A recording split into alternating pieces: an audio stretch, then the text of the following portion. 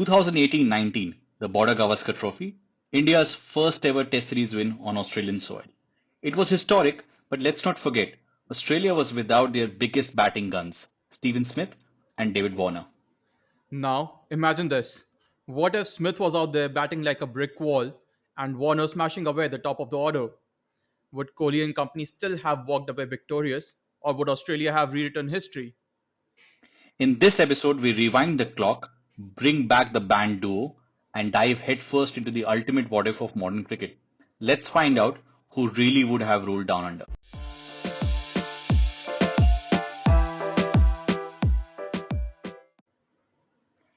Hello and welcome to the latest episode of the Reverse Sweep Show, our first episode of 2025.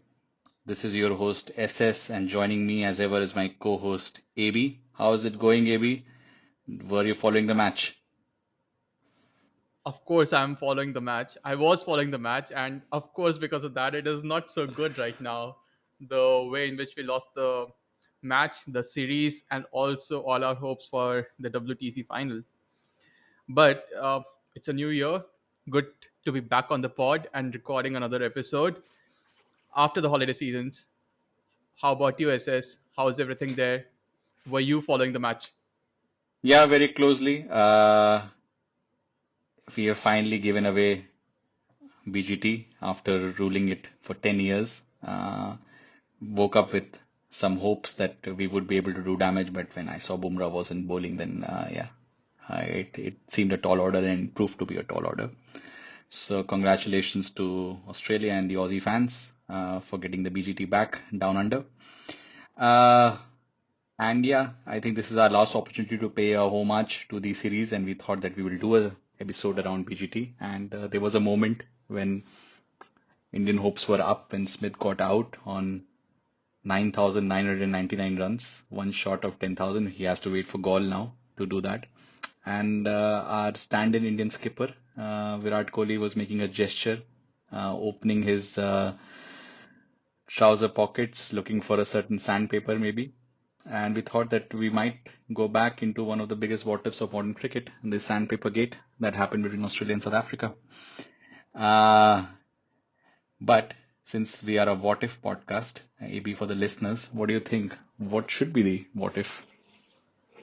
Yeah, of course. And the what if that we want to tackle right now. So we go back in time to 2018, the first time India won a series down under. And again, watching commentary, sometimes Hindi commentary right now these days in this BGT, we see Cheteshwar Pujara. And that again takes me back to that same old series, 2018 series, where he's piled up so many runs and completely ground down the Aussie bowlers. And that is where we want to take this episode too. So we go back in time to 2018 and discuss what if the Sandpaper Gate did not happen and Australia was a full strength side with Smith and Warner playing in their playing 11. What would have happened? Could India have still won? Could Cheteshwar Pujara's heroics still have won India their first Australia victory in tests? So that's the topic for today. And yeah, it says for everyone out there, how do we approach this? Yeah, I just wanted to say in this attention deficit economy that we live in, where memories are short, and especially cricketing memories are so short, we only remember Gaba Ka Ghamand and all those kind of things. People have almost forgotten what happened in 2018-19, so it was a kind of a good refresher to research about this episode. India did win the series 2-1. This was a 4 test match series, and there was like a full-blown white ball tour. Uh, I think the best way to go about it is to give our listeners a throwback on what happened through those test matches, and then we figure out what are the macro points that we derive from the series itself, and then hone in on the what if. And if the inclusion of Smith, Warner, and to a lesser extent Bancroft would have had a positive impact on Australia and had a different impact on the series outcome. Uh, so yeah, as I mentioned, it was a full-blown white ball tour which happened after the Sandpaper Gate. So Australia in the previous summer had won the Ashes convincingly. Steve Smith was no doubt the world's best batter. Warner was always was still Hyderabad's favorite son and making a lot of runs at top of the order, especially playing in Australia. They went to South Africa, which was always a tricky tour for them, and the series was 1-1 tied. And when Cape Town Test, the Sandpaper Gate happened.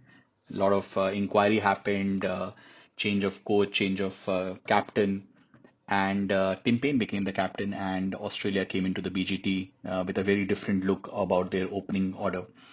Uh, Marcus Harris was brought in. Aaron Finch was brought in, prolific one-day batter, but hadn't played a lot of red ball cricket. And Mitchell Marsh was in. Sean Marsh was made positionally into the Steve Smith number 4 position. And then you had players like Travis Head and Peter Hanscom also playing a role. So there was a lot of shuffling around to make sure how to cover all the bases. But the one constant was their exceptional generational bowling attack, which was starting to gain a lot of attention back then. They were already playing for quite some time, but this was a time when they had become like the big four, Stark, Cummins, Hazelwood, and of course Nathan Lyon. So after the And tour plus, they game, were also under a new management. So Justin yeah, Langer had taken so over. yeah, so there was no pressure on Darren Lehman explicitly for Cricket Australia to leave, but I think he took the honors that since he was part of the leadership group, and that was a term that was being used, Lehman stepped aside and Justin Langer came in. There was a further inquiry around also the role of what the leadership group involved. Were there any bowlers involved, which has never come to the fore, so the bowling was intact. But yeah, there's a lot of changes in the batting order as well as the team management. Uh, in terms of the flow of test matches, the first one was in Adelaide. Now, newer viewers would or newer watchers of cricket would understand it's a day-night test match. It wasn't. BCCI said no to it. So this was a classical day test match in Adelaide. And India won the test match. Quite a close test match. And this is also very interesting, right? I mean, I'm just reminded of the fixtures this time around. The first match in Perth, the second a day Yeah. nighter in Adelaide, Yeah. the Yeah. third in Brisbane. So this time around, it was a fixture which was supposed to land India 3-0 down when they go to the fourth test. But Yeah. back then, Australian cricket didn't think as much about it and had the first match in Adelaide, and which was a day match. I mean, it's a very interesting offshoot. I mean, an interesting what if idea as well. I mean, why Australia now is happy to play 5 test matches versus India is both a function of how Indian cricket has grown, how much eyeballs it gets, but also because how Indian cricket has challenged Australian cricket down under. Also, Absolutely. the choice of venues in a certain order this time around is also a function of the challenge that Indian cricket has posed in the series that we are going to discuss and the following series. So it's very interesting that way. But nonetheless, the first test So match India won very closely, 30 runs. Uh, this was Pujara's series, as we will continuously talk about him. He made a century in the first innings. Rahane made a good contribution in the second innings. Again, Pujara made 70 odd. And Australia batted decently well in the first innings, but the tall order of chasing 300 plus in the fourth innings was a bit too much. Um, and some lower order contributions made the scoreline look a bit more respectable, but they ended up losing 30 runs by 31 runs, I think, and they went so 1-0 down. So the bottom line, it could very well have been an Australia loss by 100 runs, Yeah, and not as exactly. close as it looks right now on the scoreboard as a loss by 30 runs. Exactly. It And this was the was first time when close. people started seeing Travis Head make some contributions against India. We didn't know that Hmm. how much of a big thorn he will become in our lives. But Absolutely. that was the test match. And very interestingly, Ashwin played in this test match as the sole spinner and not Jadeja. Uh, And also, final innings, Nathan Lyon scoring 38, reminding us of the fourth test match of this reminding us series. of the But Melbourne test match yeah, along with, yeah, yeah. yeah. Quirky parallels being drawn. But yes, Uh, over to the second test match. SS, what happened there? Yeah, the second test match was the first test match to happen at the Optus Stadium and not the old Waka ground. But India decided to play 4 fast bowlers, just thinking that it's Perth and it's going to be bouncy, and they played Umesh Yadav and Ashwin was out. So 4 fast bowlers. Very Ko Shastri era. If people think about that era, they will think about this kind of a test match where we play 4 fast bowlers. Uh, so in this test match, remembered for a Kohli century, 123 in first innings. but I think Australia made vital combinations with the bat to make sure that they are not behind in the game. They set up a target basis, a relatively fast 307 in the third innings. Because if you look at the first test match, it was very slow going. The run rates would be around 2 and 2.5 range, which makes us think that the first test match was of a bygone era. Second test match, Umesh Yadav leaks a bit of runs. They make 307, give India a stiff target, and India got bundled out for 140. They lose the test match by 137 runs. Nathan Lyon picked up 6 wickets in the second test match, and that was a big point. Did India miss a trick by not playing a spinner? Lyon, of all people, a spinner, Absolutely. taking Australia to a win in the second test. Yeah. So this is a match with Australia won comfortably with 146 runs. And then we go to Melbourne, one each, series being level.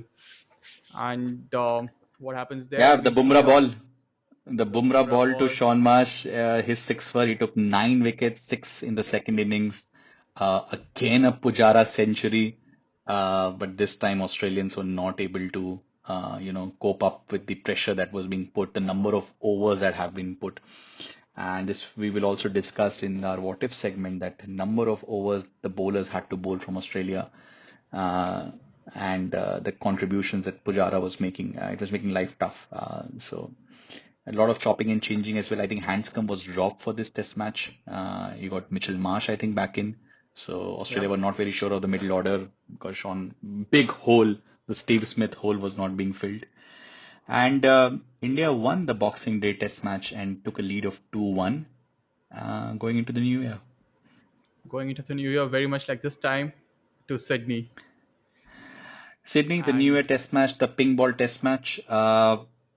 This is not one of the spicy wickets that we saw this time. This was more of the old Sydney wicket, assistance to spin, and very good for batting.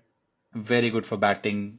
Pujara made 193, Pant made a century, India scored 650 or something, declared, and then Australia made 300 but had to follow on. First time they had to do a follow on Australian soil in 30 years.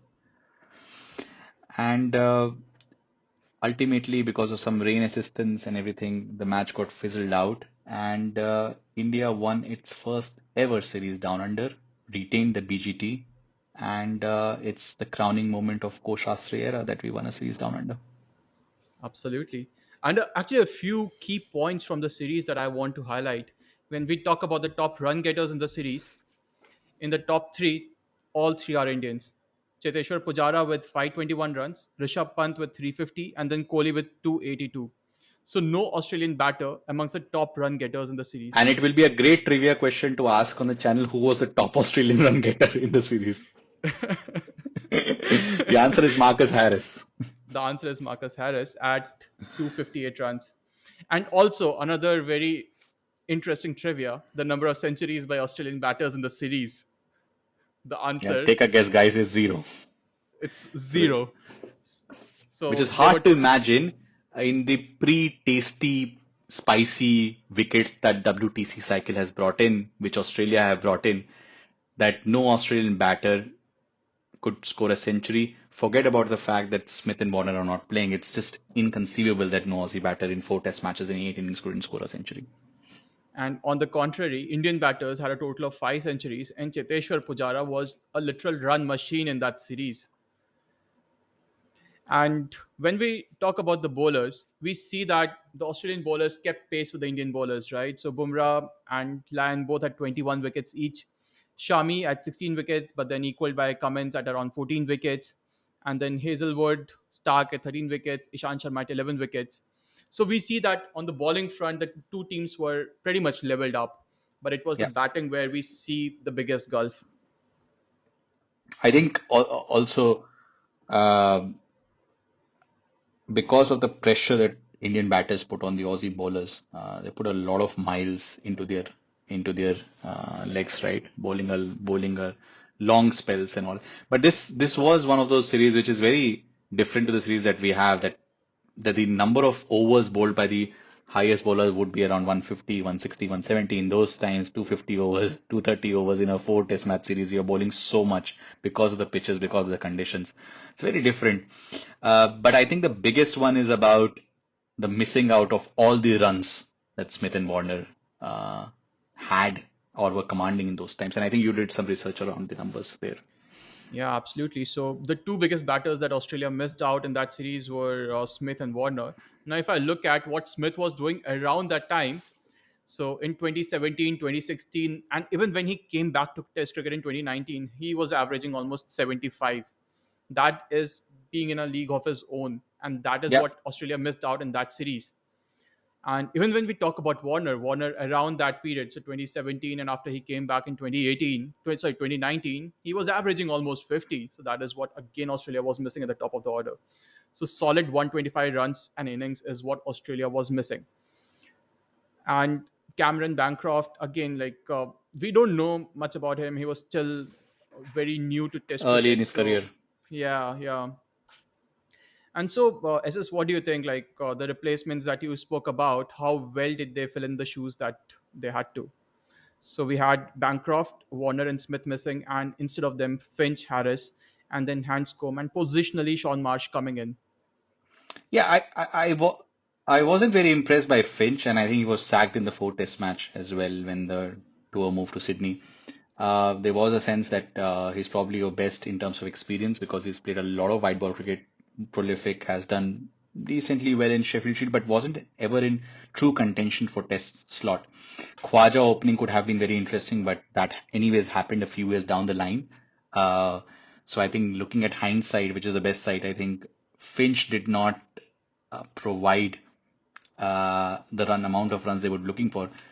If you look in isolation, in comparison to Bancroft, because if we think that he was a replacement for Bancroft, uh, it it doesn't think that it hurts a lot, but because Warner was able to score quicker and you would have 50 runs on the board, it made a sense to the opposition that opening partnership has been stitched, which was not in this case.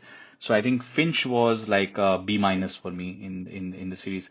If we look at Harris, I think from the amount of runs being the top scorer, I think he did justice to his part. He averaged around 36. I think we were looking at the stats. Warner averages around 50, so the loss of 14 runs. But the problem is that opening, it's a partnership. And when I think apart from one of the test matches in which they did a 112 run partnership, it was usually early wickets being lost, and that exposed anyways a Smith-less middle order to Australia. So between the both of them, I give a higher marks to Marcus Harris just because of his individual contribution. As a partnership, I give them a B. Disappointed with Finch, and And anyways, yeah, but then if there was a big gap. yeah, but anyways, if Warner and Bancroft were playing, they would have gone against Shami and Bumrah, and both in the Yeah, peak, right? So exactly, a good chance even exactly. they would have struggled. Yeah, because Bumrah, this was a series where Bumrah came to like international acceptance that he is going to be an elite test bowler, and he created problems, and he had bowled well to both Finch and Warner in ODI cricket as well. But because of the attitude in which Warner used to play, especially in Test cricket in Australia, there would have been better starts for Australia, especially in first Test match where the difference of the runs in the first innings were hardly 15 runs. Australia could have well taken a lead of 30 runs if he had played to his average or even below his average. So that's the point, and that could have nullified the momentum that Bumrah and Shami and Ishant were gaining throughout the series. Interesting. But then, of course, the Steve Smith vacuum in the middle order, I don't think the players playing in that position came anywhere close to filling that particular gap, right? Steve Smith giving us 75 runs and innings at that point of time in his career, and then you have a very unstable middle order in Travis Head coming in, Peter Hanscom coming in, Sean Marsh batting at number 4, which is not his normal position, being promoted from number 5, and he didn't perform very well in the entire series. So that for me is a big, big what if. What if Steve Smith had played? The Australian middle order would have looked a lot more stable, would have gotten a lot more runs, and would have forced the matches much closer than what they went to. Yeah, Peter Hanscom is a very interesting case. I mean, even when Michael Clark was captain, he was always touted as the next guy coming in, plays spin really well, played couple of BGTs in India as well, impressed couple of here and there knocks. But His technique was always shoddy, didn't impress, got a lot of chances. I think he's still in the fray of coming back into the Australian team because I think he's got a lot of respectability in the Sheffield Shield as well as in Australian selectors. But he didn't perform well. I think it one innings of merit, otherwise did not perform well. The Marsh brothers was playing, but there was a lot of chopping and changing happening. Sean Marsh was designated positionally the replacement for Steve Smith, but not as consistent. So it's very hard to. There are two aspects to it. You can have crest and trough as a batter. You can make hundreds and then you can make twenties. Steve Smith both had, and the average basically tells that numbers don't lie. He used to make big runs and also be consistent. And that fear factor that he had commanded, the aura that he carried, even if you put two batters, if you Australia batted with an extra and 12-man team, they wouldn't have been able to replace Steve Smith's run. That was the impact that Steve Smith had. Absolutely. So net, what I feel is that okay, Warner missing out, but then Marcus Harris still stepped up, but there was no one who stepped up instead of Steve Smith. So that is the one area where Australia missed big time in that series. Absolutely. A second order effect that I was thinking is because Warner and Smith not being there, and especially Smith who can absorb a lot of balls and play along with the middle order. So you have Khwaja, you have Marsh, these kind of decent enough players. They can string a partnership.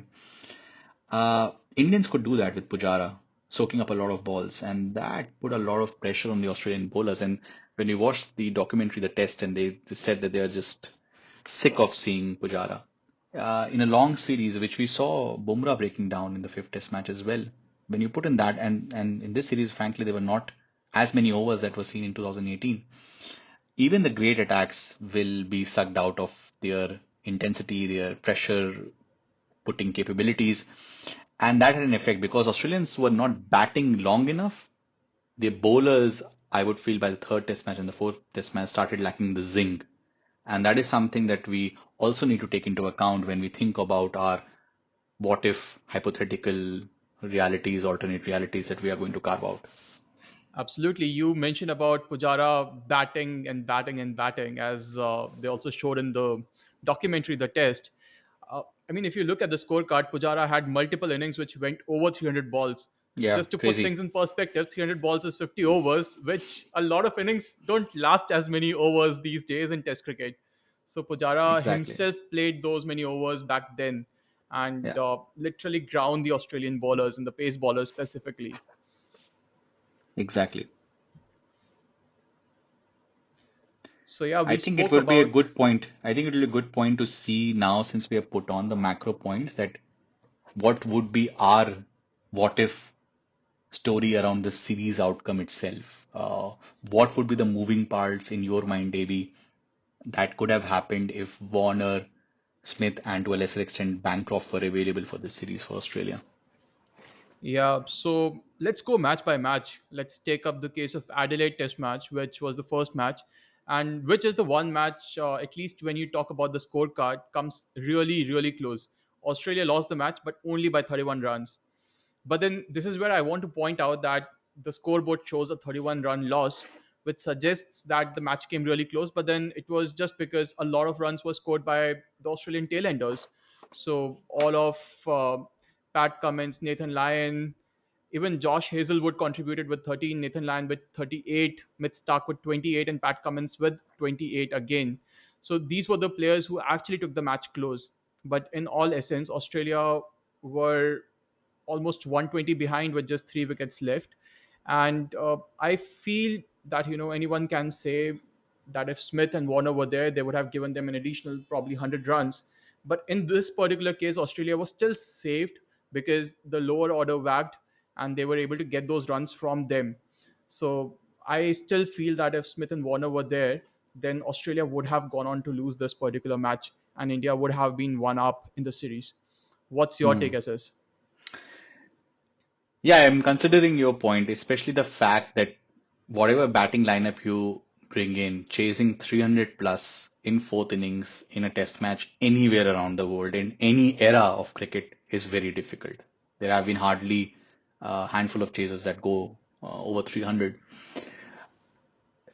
My sense is that there would have been a significant impact with Smith and Warner both being available first test match of the series. Both have exceptional records. In Australia, Adelaide wicket. This is not a day-night test match. This is not a pink ball test match. Both have made a lot of runs in the past in Adelaide as well. Adelaide traditionally is a great batting wicket. Uh, India took a lead of 15 runs, if I remember correctly, in the first innings, and that's where I think the most amount of impact could have happened. I believe one of the two would have kicked on, and Australia would have been on the positive side in terms of taking a lead of 30 to 40 runs. Even if I would imagine that both played half of their average, which is like contributing 50 runs, not 50 to 60 runs, they would have taken a lead.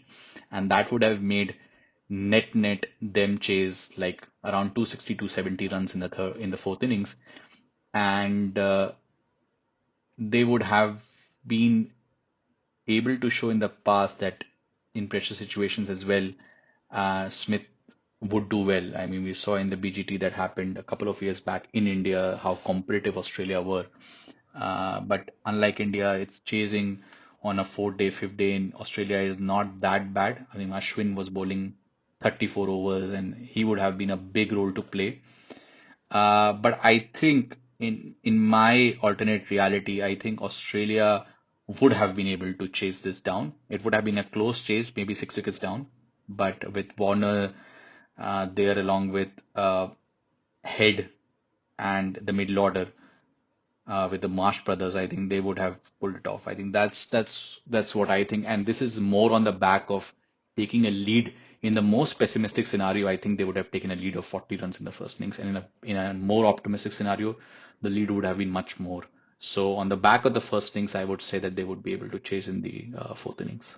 So what you are essentially saying is that instead of chasing a target of 300 in the fourth innings, they would have Could be had a target of 250. around 250, Yeah, and something like that. with some anchoring done by Steve Smith in the middle order and Yeah, some on on momentum from on on an Warner. Adelaide pitch that doesn't break down, that India still had difficulty in picking the last wickets. They had to bring Ashwin. They had some amount of luck. I think it shows that the pitch was good enough for people to bat on, and I think some anchoring at the top and middle order would have helped this a relatively inexperienced team to go over the line.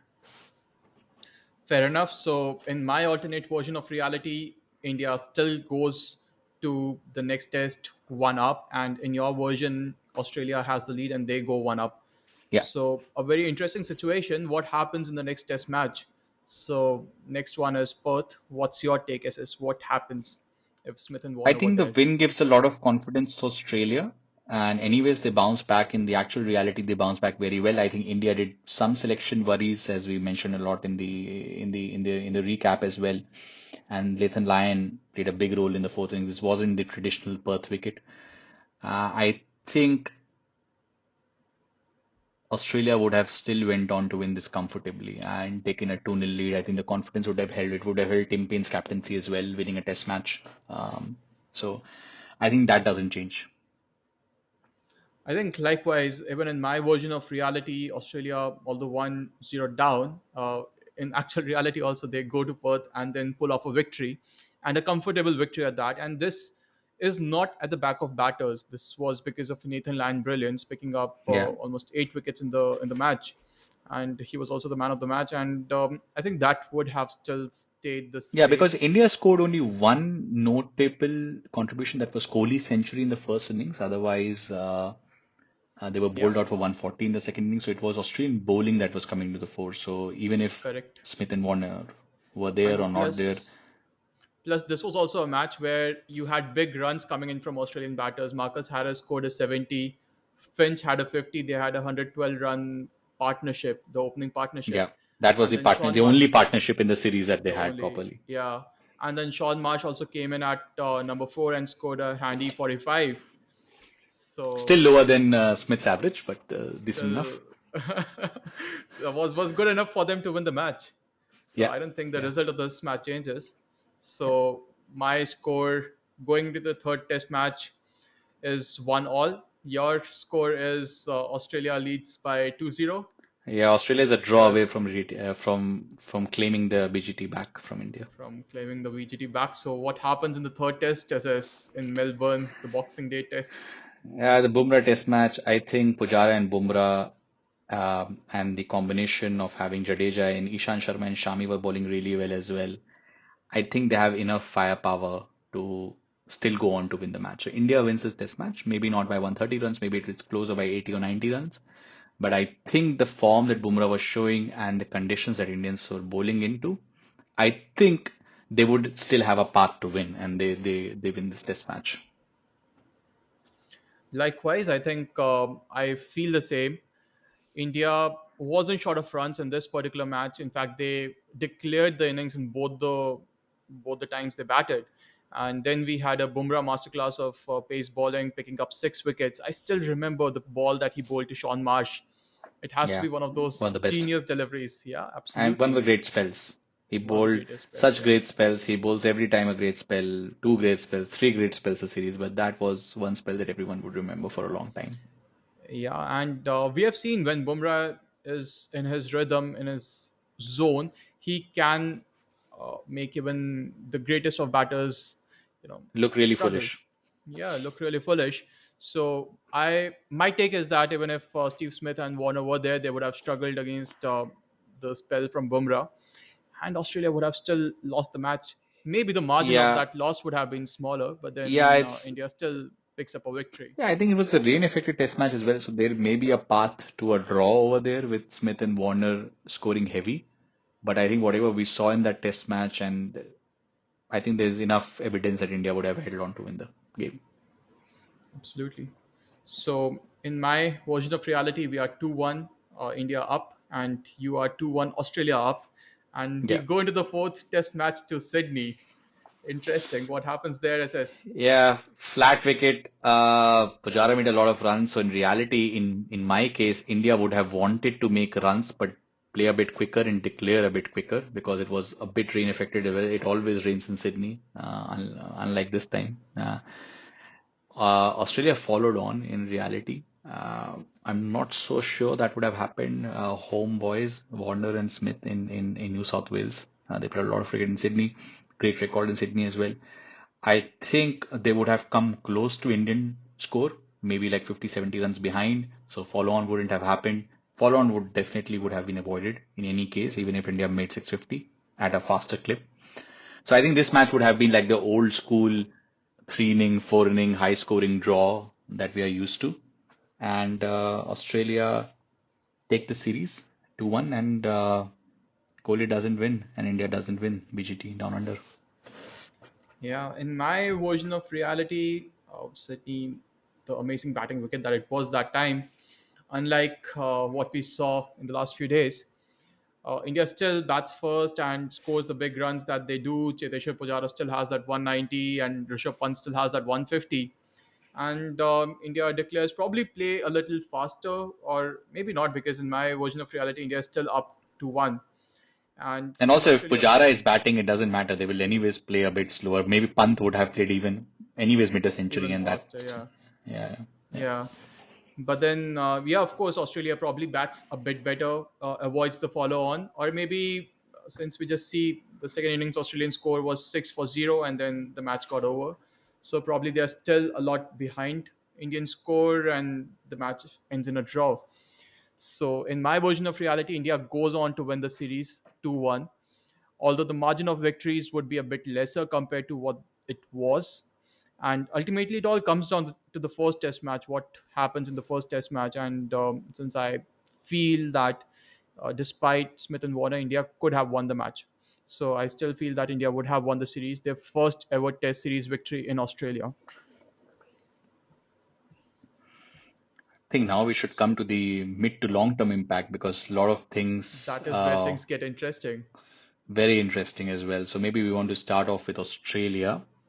And yeah, this was a big point that I was thinking about when researching about the episode, thinking about the points, is that there's a certain trend of Australian cricket when it comes to controversies.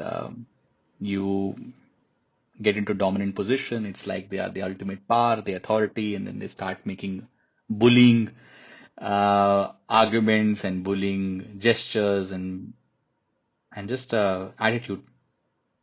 We saw it uh, pushing Sharad Pawar off the stage after winning ICC Champions Trophy. That great Pontings team, and then all the verbal abuses to Lara back in the day and Sarvan back in the day, and then coming to 2008, the Sydney Test match and all the cheating allegations and everything, and then an inquiry happens, the ICC intervenes, the cricket administrators come in, and they become good boys. And then they go through this period that when they become good boys, somehow the performances also don't match up to that. They drop. Uh, then a certain Phil Hughes incident happens, and then they temper down on their aggression with bowling and bouncers and everything, checking on, which is very anti-Australian way of looking at things. But yeah, but then they lose in Ashes. They say that they need spice in their life, and they get Mitchell Johnson a mustache, and then getting all fired up, and then does one of the greatest Ashes performances of all time. And this new charged up Australian team is again back. They win a World Cup as well in ODI. They are back at the best team. Michael Clark is the best tactician in the world. Hands over to Smith, and the team is transitioning really well. They gave India a close run of money in the BGT in India, and things are looking well. And then they decide to cheat a little in Cape Town in order to win a series in South Africa, and that opened up Pandora's box. You have elite honesty coming in through Justin Langer, and then they are again the good boys, and then this happens. So this is always the thing. Whenever they get good boys, the performance suffers, and that is something that also happened in BGT. Yeah, absolutely. As you say, net in the 2018 series, Australia were at their best behavior and probably their worst batting. Yeah, Uh, even the and banters thrown by their captain and wicketkeeper were like very PG very, friendly. yeah, and very muted, right? Like you could Yeah, really see Rishabh Pant trumping Australian sledging with, have you yeah, ever seen a temporary captain and all of that? yeah.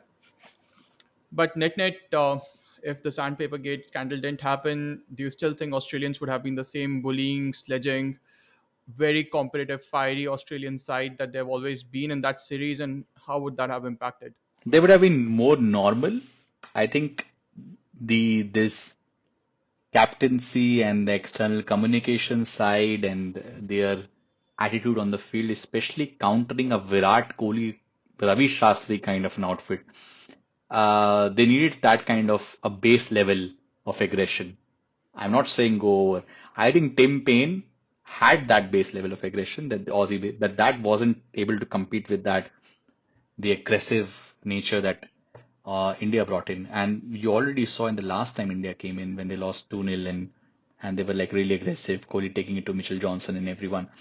So they need to up the ante. And unfortunately, with the change in management, change in the landscape, they were playing at baseline. I'm not even saying that they were going under. That just wasn't enough to compete with Yeah. that Indian team. In fact, I feel if they did up the ante, if they did go a bit over and beyond, they would have played right into the hands of Kohli. Kohli was in the form of his life. Maybe Kohli would have been 4 centuries. Yeah, he would have batted even better. Yeah.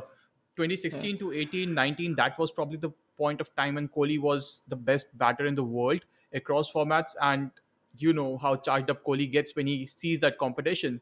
So I feel even if they had done that, Kohli would have shown up and made even more But I runs think in the on series. on more cricketing matters than psychological Hmm. thing, I really feel that a settled team management with Lehman Yeah. at the helm and Smith as the captain with Warner as his deputy, it would have given such strong nature to the leadership group, especially the bowling, because they anyways had great bowling.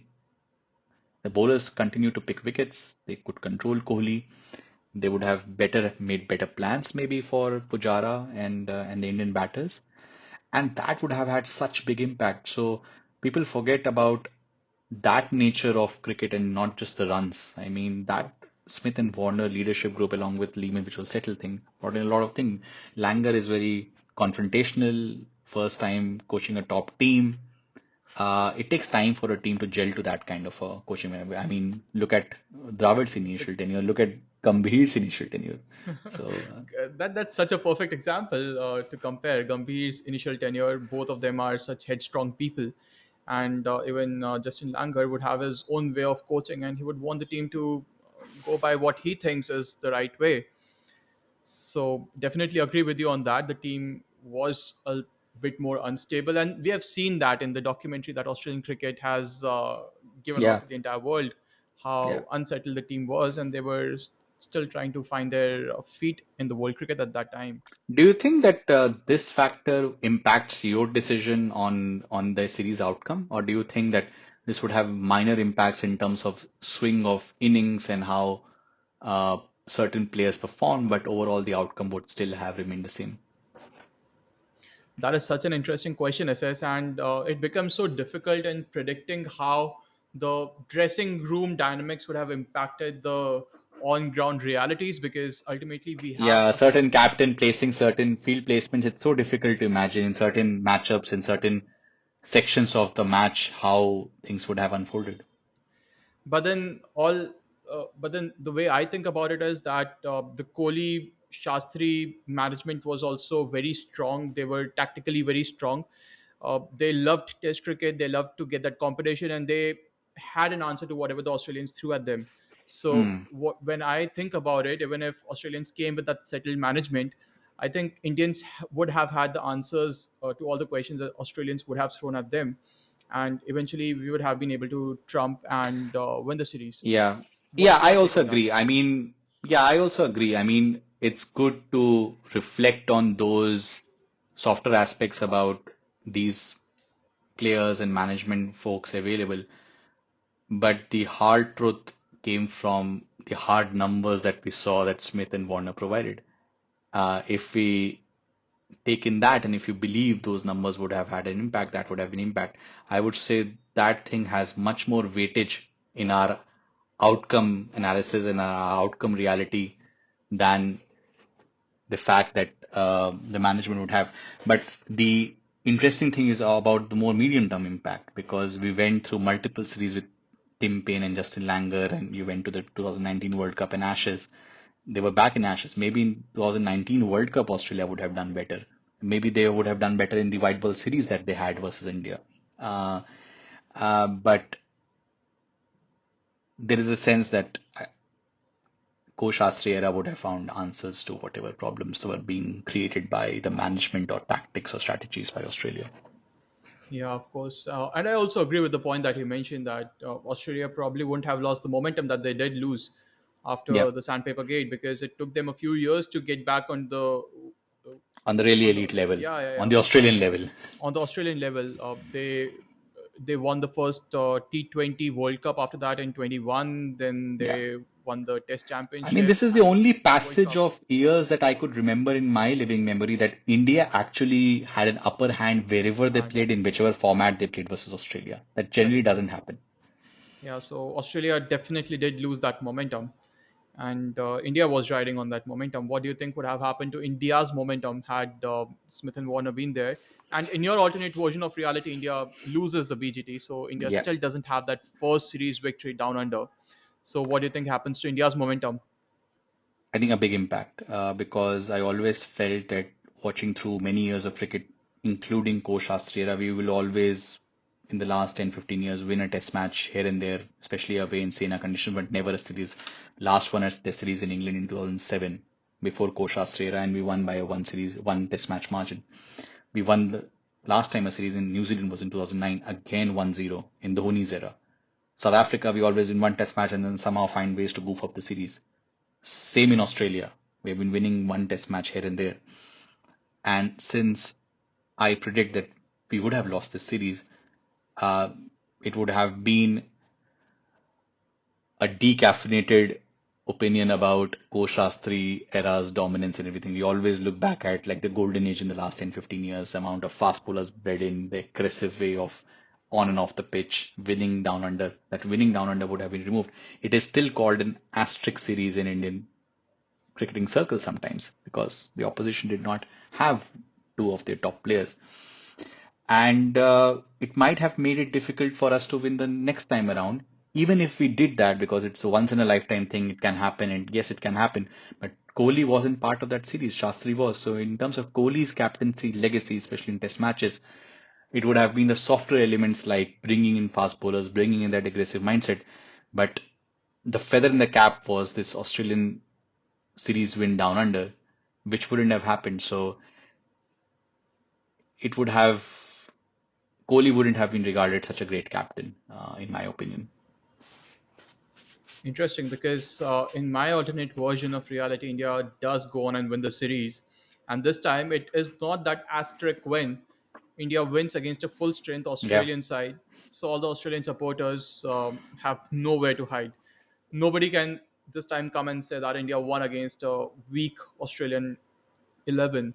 They didn't have the two of their best players. So nobody can say that anymore. And India has a solid claim on that series victory, which means that when they tour down under in 2020, they go with that much more confidence and that much more momentum. So maybe they put up an even better show the next time around. But then when it comes to Kohli and Shastri's legacy, then this definitely is a crown jewel in their legacy. yeah. Definitely a win for the ages, because you beat a full strength Australian side down under for the first time. And a few other players also who are very important when we talk about this series. One, Rishabh Pant. This was the first time when world cricket recognized him as the superstar In that he Test cricket is. arena, because people have been seeing him in IPL and very talented and everything. He scored a century in England and here and there, but Australian public needs a century in Australia to really acknowledge you, and that was the innings in Sydney.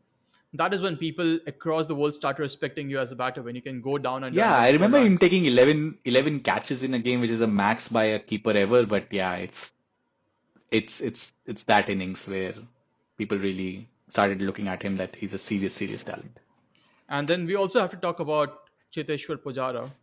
I mean, the highest run getter of Yeah. the series, the man of the series, just batted and batted and batted, ground the Australian attack to the ground. And this I mean, definitely that's a was series that everyone would look back when they think about Pujara, those innings, those hundreds in Australia, both across the two series. People still clamored for him to be included in this series, even though he's nowhere near the picture of being included. But because they have such fond memories of that series, and Australians have nightmares about him. Uh, Vaughan had nightmares of Sachin, and I think Hazelwood, Stark, and Cummins all together have nightmares about they have Pujara. spoken openly about that on the test. Yeah, exactly. So, uh, I still think that he would have still made a lot of runs. If not, maybe some runs would have been reduced if Australian bowlers were absolutely at their prime, especially in third and fourth test matches. But his legacy would have remained intact, irrespective of Smith and Warner being there or Australia winning the series. I think Pujara legacy as a batter remains true.